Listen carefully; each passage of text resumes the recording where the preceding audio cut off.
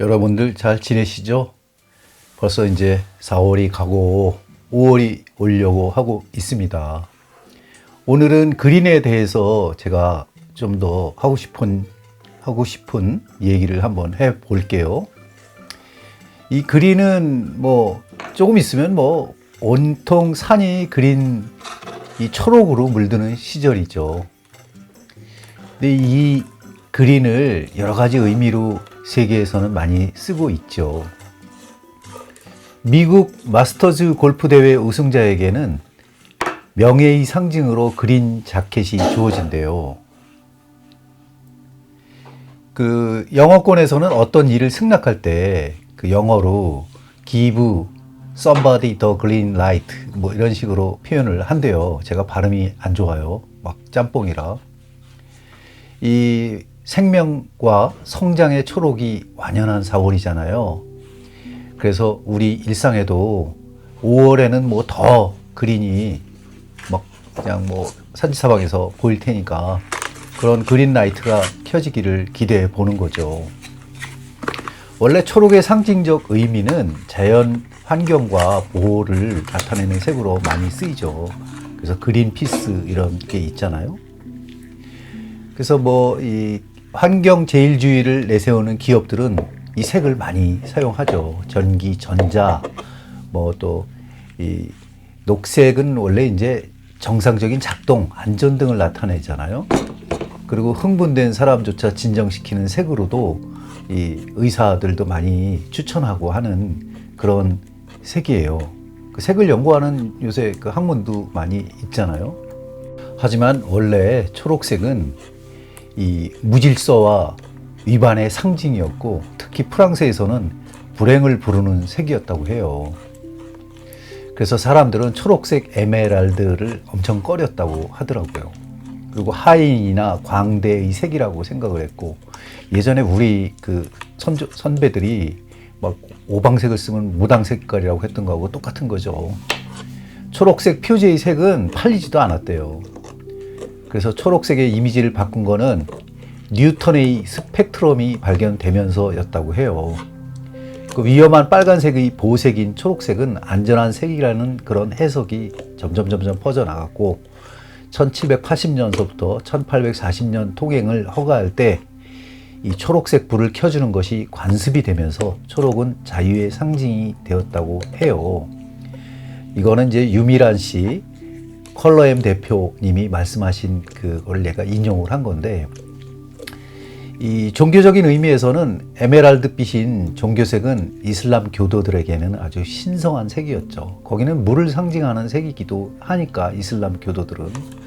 그래서 이슬람 교도들이 나중에 그 실크로드를 통해서 이 중국의 청색을 전해주잖아요. 그래서 그 청색은 또 엄청난 혁명을 일으키죠. 기독교 미술 회화에서도 희망과 성장의 상징으로 사용되기도 하였죠. 또한 불멸의 상징이기도 했어요. 이 석가모니는 대개 초록색 배경을 뒤로 하고 많이 그려지죠.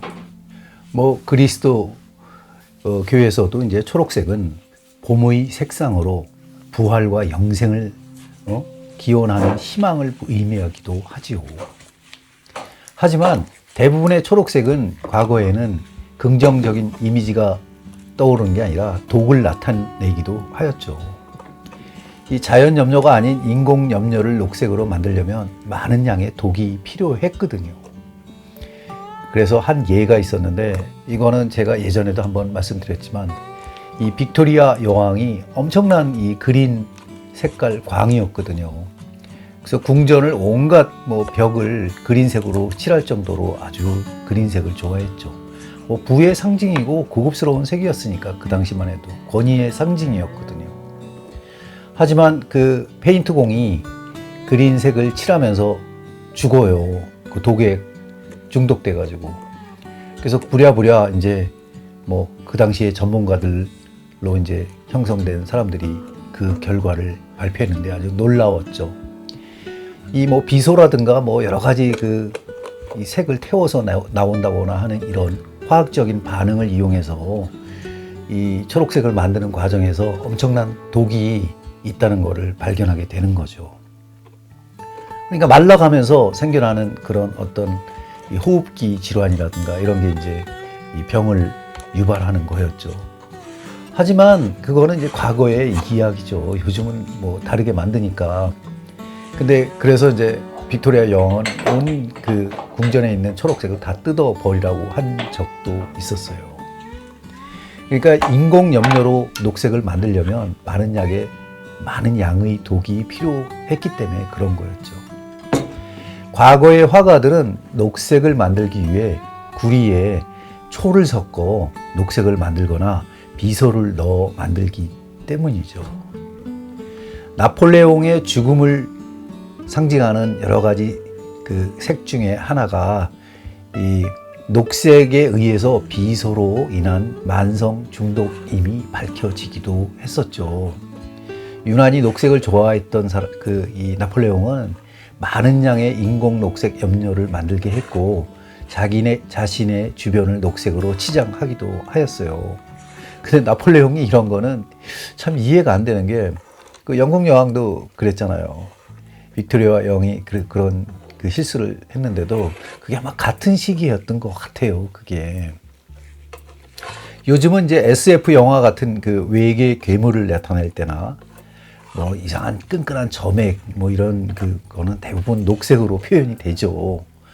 그러니까 붉은 피와 반대되는 색으로 혐오감을 주기 위해서 그러한 방법을 쓰는 거죠. 그 섹스피어는 오셀로에서 질투의 녹색 눈을 괴물이라고 표현하기도 하였어요. 그러니까 녹색이 참 주는 이미지가 굉장히 많지요. 원래 이제 고대 영어로 녹색 뭐 이런 거 알료, 파랑, 녹색 사이 스펙트럼 색, 들판, 풀밭, 녹색 의복, 녹색 잎사귀 뭐 이런 거로 이제 의미를 사용하는 그런 영어로 그린 형용사죠. 그렇게 표현했는데 이 커뮤니티에 속하는 마을의 초원이라는 그 특정 의미는 이 15세기 후반에 나타난 것이었죠. 아까 제가 처음에 말씀드렸다시피 골프에서는 1849년부터 그 링크의 퍼팅 부분에 뭐 그린이라는 말을 만들어 가지고 올렸기 때문에 뭐 그린에 올린다 이런 말을 쓰는 거거든요. 하지만 18세기 후반에는 이게 아주 변덕스러움의 아주 상징이었어요. 이 녹색은 뭐 자연에서 이제 변하거나 사라지기 때문일 수도 있지만 그 중세 영어에는 질투와 시기의 상징이기도 했다고 했잖아요. 프랑스에서 뭐 14세기 후반에는 뭐 왕실의 집사들이 쓰는 그 집의 그 테이블 천 색깔이 뭐 녹색이었고 또 나중에는 도박 테이블 그 위에 깔리는 천이 색깔이 되기도 하잖아요. 참 요즘은 당구장에 가면 다 또 그린 색깔 그 당구 다이라고 하죠. 뭐 그렇게 그런 색으로도 쓰이기도 하지요. 하지만 이제 좋은 의미로는 그 하늘을 날아다니고 뭐 해적을 물리치고 하는 그 어린이를 위한 그 인디언을 도와주는 피터팬을 우리가 기억해 보면은 이 환상의 세계를 날아다니는 이 동화에서 피터팬은 초록색 플립옷을 입고 있거든요. 그래서 어른이 되고 싶지 않은 동심과 영원한 젊음을 상징하는 피터팬의 초록색 옷, 뭐 이런 거는 사실 이 성서 속에 보면은 아담과 이브가 처음 입었던 옷이 그 나뭇잎 옷이잖아요. 그래서 근원적으로 이 초록색은 자연과 인간이 하나임을 뜻하는 거지요. 제가 뭐 주소들은 풍월도 있고 또 뭐 많은 자료를 통해서 이 원고를 썼는데 그 읽어 내리면서 조금 불편한 점이 있는 거 들으시는데 불편한 거는 조금만 이해를 해주세요. 이 그린색을 오랜만에 저도 이렇게 만들어서 해보니까 여러 가지 그 많은 생각이 떠오르더라고요. 더군다나 이제 추운 겨울을 견디고 이 4월이 되면 이 땅 위에 올라온 식물들이 여릿여릿한 초록색은 엄청나게 예쁘거든요. 어제도 저는 저희 같이 사는 지금 34년간 같이 사는 여친하고 우리 두두하고 이 선산에 다녀왔는데 온통 산이 예쁜 색으로 물들어 있더라고요. 요즘 그린색이 제일 예쁘거든요. 이제 5월 달이 지나면은 뭐 완전히 초록색이 엄청나게 진해지죠. 그러면 진짜 또 너무 흔하니까 관심 밖의 색이 되지만은, 아무튼 우리나라에는 노란 개나리, 분홍 진달래, 하얀 벚꽃 뭐 이런 게 봄을 먼저 느끼기도 하지만, 생명의 기운을 강하게 전달하는 나무 줄기마다 그 움트는 그 푸릇푸릇한 초록은 정말 예쁘죠. 그래서 동서양을 막론하고 자연의 생명력은 인간의 생명력으로 연결이 되는 거예요. 그 유화를 그 처음에 썼다는 그 옛날 초창기에 그 반 에이크 그 유명한 작품을 보면은, 그 아놀로피의 결혼이라는 그 제목의 그 작품이 있어요. 거기에 보면 초록색 드레스를 입은 신부의 모습이 나오거든요. 그러니까 이는 그 뭐 초록색 식물을 잘 자라듯 그 어떤 아이들이 잘 자라게 한다는 그런 의미로 다산과 자손의 번창을 기원하는 상징적인 혼인복으로 쓰이기도 했어요. 그래서 우리나라 전통 혼례 복식에도 원래 신부는 입는 옷은 혼례 당일에는 빨간 치마에 노란 저고리를 입고 원삼을 입어요. 하지만 초야를 치른 신부는 초록 저고리로 갈아입고 이 신행을 가지요. 이거는 이제 다산을 의미하는 거지요. 이것도 이제 알고 다 옷을 입고 그렇게 이제 뭐 혼례하고 그러던 시절이 있었지만, 지금은 뭐 현대식으로 다 바뀌어가지고 그 패백이나 이런 거 잘 안 하더라고. 또 요즘은 진짜 뭐가 옳으다 그르다를 떠나가지고 이 문화라는 거는 계속 변하는 거죠. 아무튼 초록은 나무, 숲, 인간을 둘러싼 가장 기본적인 환경이에요. 그러니까 인간에게 엄청나게 익숙한 색이에요, 사실은. 그 생리적으로도 긴장을 풀어주는 효과가 엄청 있지요. 그래서 눈의 피로를 감소시키거나 또 잠을 잘 오게 하는 색으로도 활용이 되죠. 뭐 요즘은 대피소나 뭐 구급상자 같은 데 보면 이 색이 많이 또 쓰고 있죠. 그러니까 괴테는 정신을 기울이는 자에게 자연은 결코 죽어 있지도 침묵하지도 않는다 하는 유명한 말을 남겼습니다. 그러니까 인간의 집중력과 경험의 의자는 색채론이죠. 이에 따르면은 녹색은, 이 색채론에 따르면 녹색은 인간 신체의 균형을 이루는 작용을 하며 인간의 눈이 가장 만족을 느끼는 색이라고 하네요. 하지만 요새 초록색을 많이 쓰는 작가를 제가 좀 잘 못 봤어요. 왜 그만큼 이제 이 초록색이 쓰기가 굉장히 그 힘든 색 중에 하나는 맞아요. 그 칼라 테라피에 관련해서 초록색은 또 그 심장, 그 하트 차크라, 심장을 치유하는 중심의 색이죠. 그러니까 내적인 집중력을 향상시키고 자연스럽게 균형을 유지함으로써 초록은 주된 그 임무를 부여하는 거죠. 그 안에 젊음, 성장, 부활 뭐 그런 게 들어있다고 여기는 거죠. 하지만 완성된 상태가 아니라는 해석에 미숙한 경험, 뭐 미숙한 그런 의미로도 쓰이기도 하지요. 잠깐만요. 목 좀 쉬고 다시 할게요. 우리말에 풋내기라고 하잖아요. 그 풋내기는 좀 미숙하다 뭐 이런 그 의미로도 쓰이잖아요. 그래서 서투름을 꼬집어서 말할 때 그 이민자, 요즘 신참, 잘 속는 사람, 남에게 이용당하기만 하는 손해보는 사람, 뭐 이런 사람을 풋내기라고 하면서 영어권에서는 그린혼이라는 그런 단어를 사용하기도 해요. 그 요즘은 애니메이션 슈렉에 등장하는 괴물이 이 피부색이 초록이잖아요. 그 무시무시한 도깨비 같은 거, 뭐 그 오우거의 모습, 뭐 이런 거를 상징하기도 하지만, 이 뭐 물론 슈렉은 자연을 닮은 괴물로 이미지를 이렇게 나타내는 거지만, 그 낯선 초록색 피부로 이 또 어떻게 보면은 친숙하게 인간에게 다가오는 색이기도 하였죠. 아무튼 이 초록색을 제가 만들기 위해 가지고 지금 이 안료를 이용해 가지고 여러 가지 색을 만들고 있는데, 이 초록색에 여러분들 참 잘 어울리는 색이 있어요. 그게 뭐냐면은 흰색이 흰색. 이 노란색이나 이 난색 계열에는 이 흰색을 갖다가 이렇게 같이 쓰면은 그 흰색이 이렇게 드드러지지는 않아요. 근데 제가 지금 이 그리고 있는 이 금불초 꽃을 지금 이 임파스토로 그리고 있는데 흰색을 쓰게 되면 굉장히 신선한 맛이 이렇게 느껴져요, 사실은. 그래서 예전에 제가 이 금불초를 그리면서 야, 이거 둘이 궁합이 너무 잘 어울리는 거 아니야? 뭐 이런 식의 이제 상상을 색을 쓰면서 그런 상상을 하기도 했는데, 그래서 이 그린 위에 가장 또 이렇게 또 예쁘게 올라가는 색이 또 있어요. 그건 또 난색 계열에서는 핑크색 계열이거든요. 그 핑크색 계열은 어차피 빨간색이니까 이 초록색에 반대되는 보색이란 말이에요. 근데 이게 둘이서 이게 딱 그 약간 화이트를 섞은 레드, 그러니까 핑크 레드를 갖다가 쓰면은 또 굉장히 예쁜 색이 이렇게 나오기도 하거든요. 그래서 임파스토 할 때 제가 이제 그런 기법을 이제 쓰면서 이렇게 제가 많이 그런 거를 하지요.